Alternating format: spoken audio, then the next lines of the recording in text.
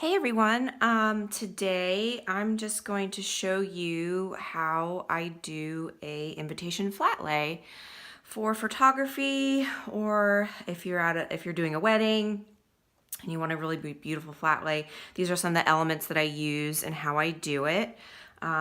This right here is a really beautiful velvet flat lay board from Locust Collection. What's great about this piece is it's actually double-sided.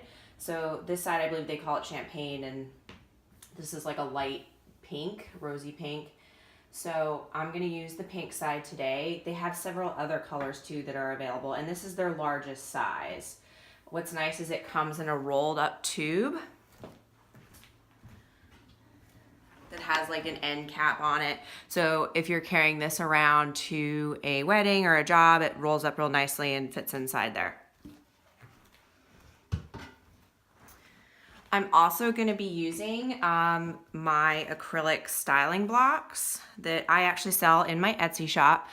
You can see here it's a really nice clear acrylic block that'll help you add height and dimension to your flat lays when you're dealing with invitations or envelopes. It's really great for clear acrylic invitations if you don't want to see anything underneath them and you still want to create that height and depth that looks really great in the flat lay shoot. So I'm gonna go ahead and just start laying these items out and play around. It's a lot of zhuzhing. If I'm going to a job where I know I have limited time to lay out a flat lay, I like to kind of do this ahead of time just to, decide where everything's gonna go, what elements I'm gonna use for that particular flat lay, so that I'm not wasting the photographer's time or anyone's time on shoot or, day of the wedding.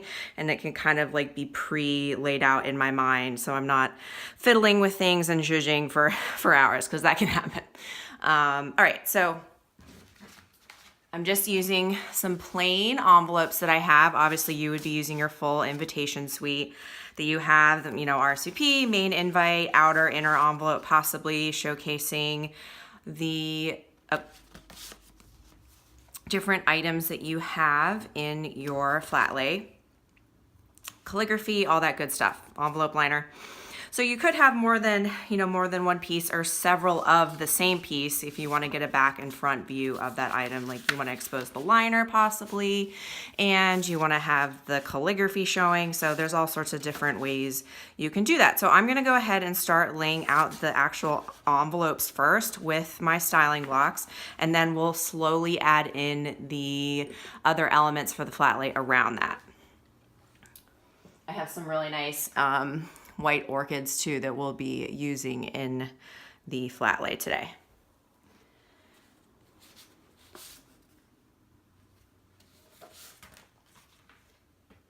So for this large main envelope, I'm going to go ahead and use the 4x6 styling block, and I'm just going to place that where I think it'll look the best right at the moment. I'm sure I'll end up moving some things around, but so this would be your main envelope. The inner side, you'd probably have a liner of some kind. And then you'd have the outer here.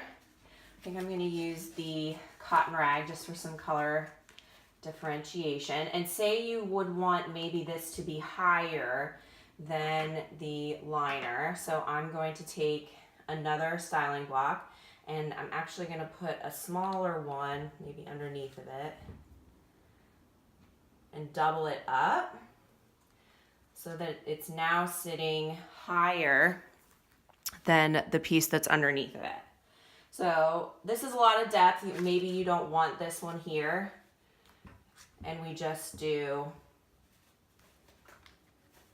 like that. All right, so I have the nice little RSVP envelope. Maybe we do want that higher. So I'm gonna go ahead and stack the styling blocks.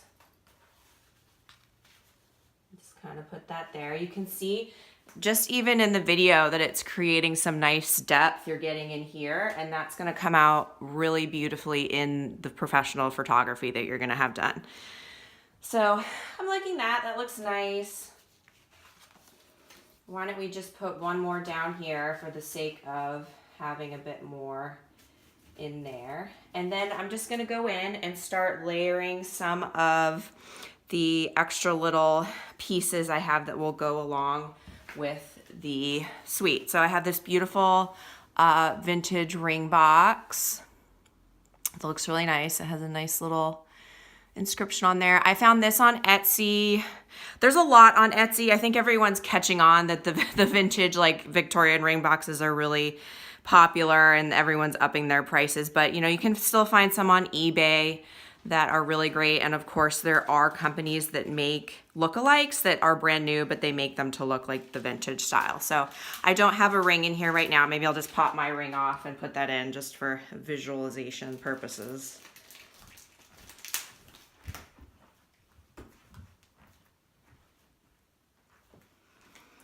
All right. So I'm gonna put that right there for now.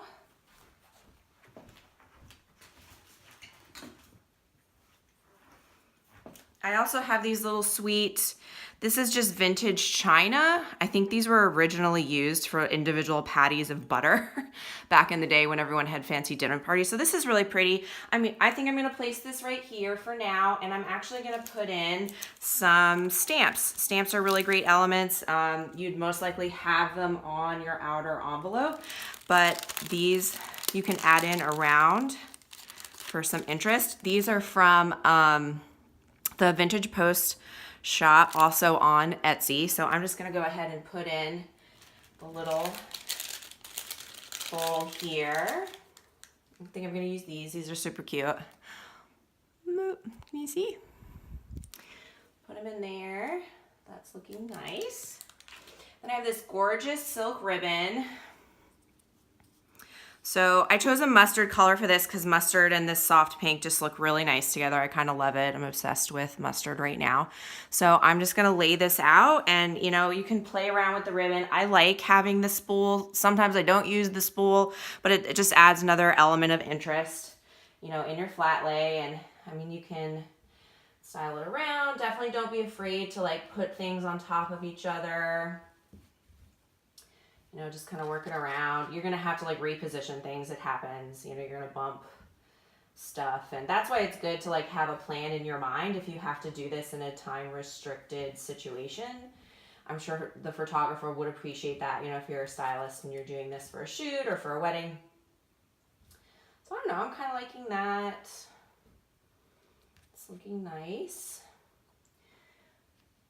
Many times I will shoot my own flat lays.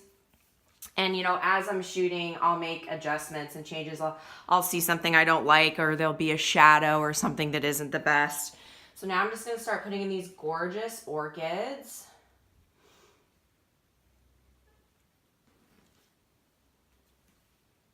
You know, you can put them around. That's really pretty. I also have this beautiful little vintage box.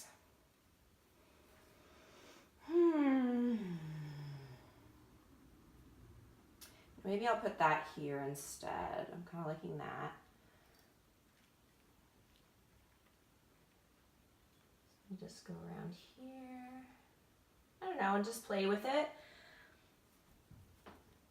You know, if you have a pretty decent eye, you'll be able to tell when something, you know, doesn't look the way you want it to look, or you'd rather it be different. Some people, you know, add a lot of florals. Just depends on what, you know, you're wanting to do with the flat lay.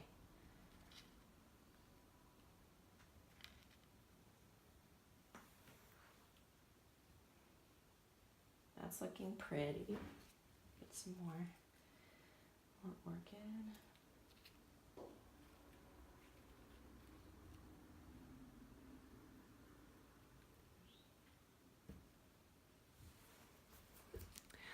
So that looks really nice. Of course, everything looks different too after you photograph it, the background and, you know, everything after everything's done being processed. But this is just a simple layout that I just wanted to share with you, and also show you how, you know, you can use the styling blocks to create depth. You can buy these in my Etsy shop. There is a link on my Instagram profile. It's at Luster Theory, and that's LUSTRETHEORY. So it's R-E for luster, not E-R. But these are really great. A lot of people, I think, just kind of use whatever they have laying around. I know that's what I did. I would find random pieces of cardboard and fold them, and this is just really nice, and they come in a really nice little baggie that'll get shipped to you, so you can carry them around to whatever shoots or wherever you're going. You don't have to worry about them falling out, but hope you enjoyed this and it was some inspiration for you, and I'll see you later. Bye.